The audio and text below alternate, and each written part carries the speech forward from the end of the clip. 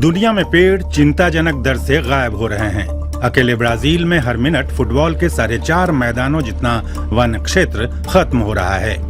वैश्विक स्तर पर हमारे 10% जंगल पिछले 30 साल में सिकुड़ गए हैं। ये जंगल हमारे अस्तित्व के लिए जरूरी हैं। वे तापमान में वैश्विक बढ़ोतरी को कम करते हैं, ऑक्सीजन पैदा करते हैं और कार्बन डाइऑक्साइड को बांधते हैं। सही रखरखाव वाला एक मिश्रित वन लकड़ी के अलावा खुशहाली और रोजगार भी मुहैया कराता है। वनीकरण में नए पौधे रोपे जाते हैं, जैसे इस नर्सरी में, जहां ओक के पेड़ों की कटिंग नया जंगल उगाने में काम आती है।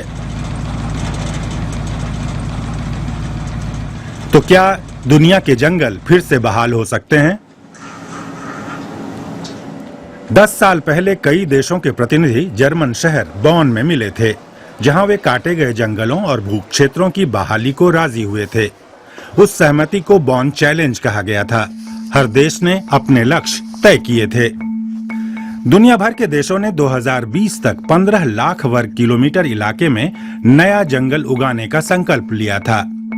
ये भारतीय उपमहाद्वीप के आकार का करीब आधा इलाका था। लेकिन यही नहीं, 2030 तक इन देशों ने 35 लाख वर्ग किलोमीटर का जंगल रोपने का लक्ष्य बनाया है। ये भारत से भी बड़े इलाके में पेड़ लगाने जैसा है। यह है दुनिया में अब तक का सबसे बड़ा जंगल लगाने का कार्यक्रम। इंडीज में पेरू से लेकर अफ्रीकी देशों तक नए जंगल उभर रहे हैं। भारत भी इसमें हिस्सेदार है।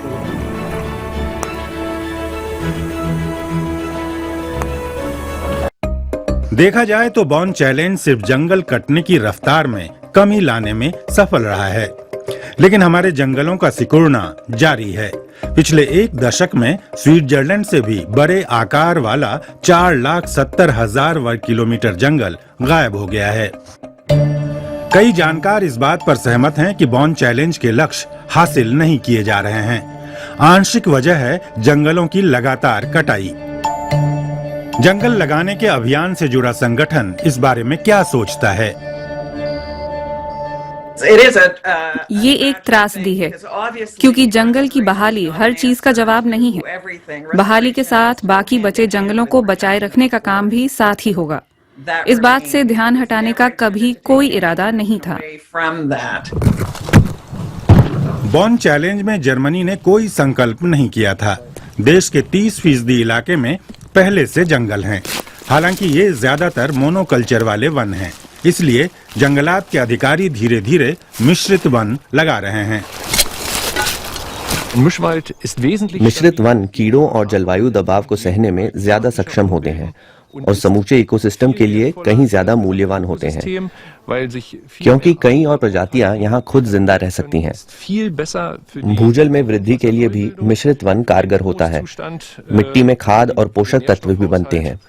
जंगल हर लिहाज से मालिक के लिए फायदेमंद है। मिश्रित वनों में काम ज्यादा होता है, लेकिन लकड़ी से कमाई भी अच्छी होती है। बॉन चैलेंज के भागीदार देशों का ध्यान इन्हीं कारोबारी महत्व वाले जंगलों पर है। कई देश भले ही अपने लक्ष्यों से पीछे हैं, लेकिन शुरुआत तो हो ही चुकी है।